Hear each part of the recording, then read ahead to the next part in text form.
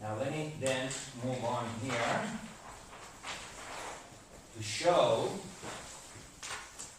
this is one page only, I'm going to move to another page, the kinds of entities, the kinds of emergent wholes that are valid in the explanations that we're going to be giving today. We already said which ones are not valid. The market, the state, society as a whole. Those are not valid because those are not wholes with emergent properties. Those are reified generalities. They are not singular, unique, historical, individual entities. They are reified generalities. All of this, on the other hand, are emergent wholes. Let me begin at the beginning. Yesterday we discussed subjectivity, so I'm not going to go into it anymore.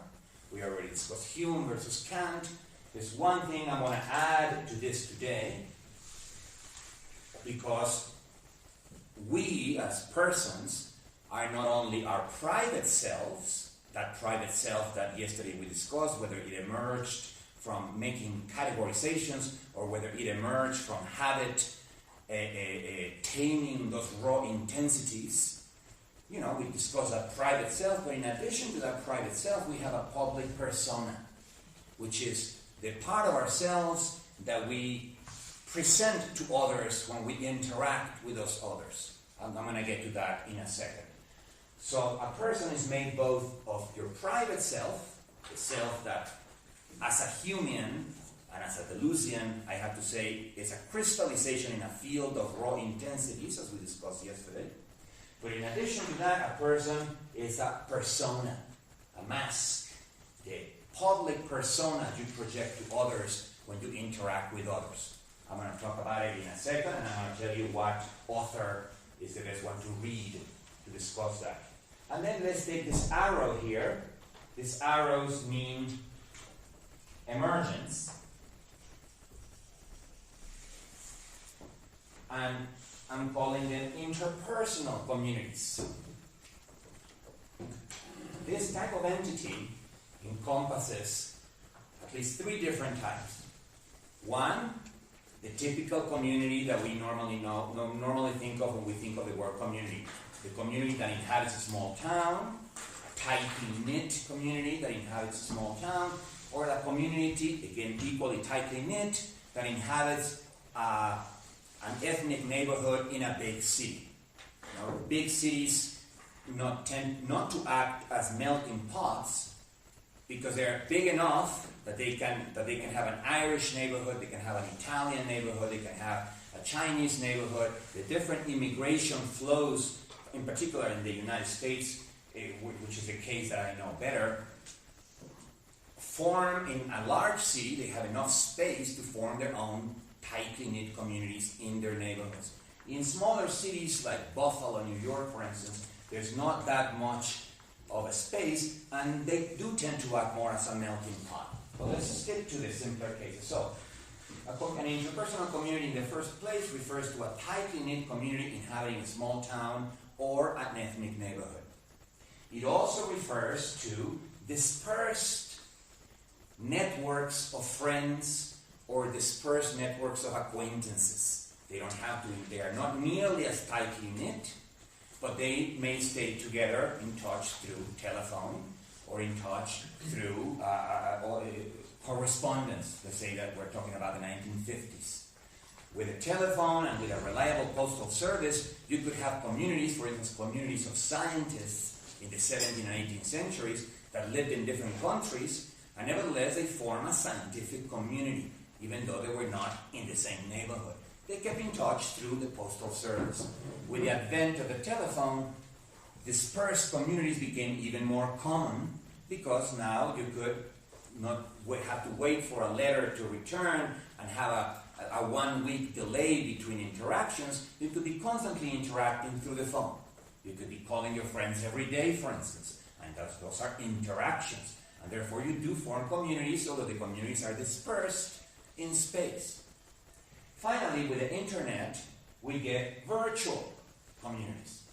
Virtual communities can be even more dispersed. And you might, for instance, the communities behind what is called the open source movement.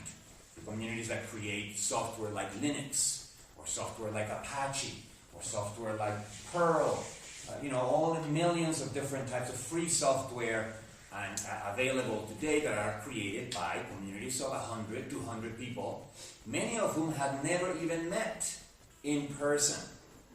Normally, when you speak of a network of friends, it's friends that you have met in person at some point or another, and then you stay in touch through the phone or through letters. But in the internet, you can have communities of people that have never even met. On the other hand, the fact that they have never met means that they are much less tightly knit. And sometimes, for instance, the original virtual community in the internet was called The Well. It was based in San Francisco. It began in the 1980s internet, so it's before the web, when the internet was mostly text.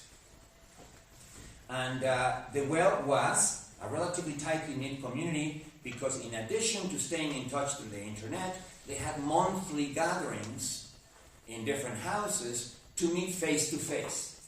Because they knew that interactions between persons have a much broader range of expression when you meet face to face than when you are just, arguing over text. But even let me just finish with my thought, even at the text level, they were already a community. One of the most famous members of The Well, his name is Howard Reingold. He wrote a few books, one of which was called Virtual Communities. The book Virtual Communities begins, the very first paragraph, the very first page of the book begins with an anecdote. Howard had just had a kid, him and his wife had just had a baby. It was a 2 or 3 month baby. And one night they discovered the baby had a tick, one of those insects that burrows into your head. And as new parents, they totally freaked out. Oh my God, the tick is going to eat my baby's brain. You can already see that it's like sucking up his cerebellum. How can we get him out? Now, in a regular, old-fashioned community in a small town, all you had to do was step out the door. There would be an old lady walking by that you may not even know very well, but you could immediately ask, excuse me, Mrs. Smith, how do you get ticks off a baby's head? Well, all you have to do is blow some cigarette smoke. The tick reacts to the cigarette smoke, and when it takes its little legs out of the thing, then you take it out and you throw it away. That's an old recipe, an old kind of community recipe for getting ticks out of babies' head. That knowledge is in the community.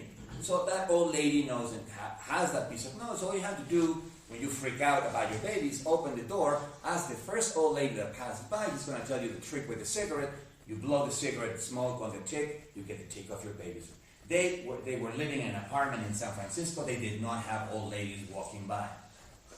So his wife immediately phones the podiatrist. Hey, is Dr. Smith there? No, he's not there, but he'll be here in a couple hours. Please ask me to call me. There's a bug sucking my baby's brains. Howard Reingold went into The Well. And he just typed to whomever is concerned, just typed to the entire community, many of whom we did not even live in San Francisco. Some of them live in Hawaii, some of them live in other parts. My baby has a tick in his brain. How do I get it off? And 5 seconds later, some guy from far away fires back with another message. Just blow some cigarette smoke on the tick, and when the tick reacts, take it off. In other words, the anecdote that Howard Reingold opens the book Virtual Realities with is to say, see, The Well was also tightly knit community. And it is when virtual communities in the internet are tightly knit, they give you some of the same resources that tightly knit communities give you in reality.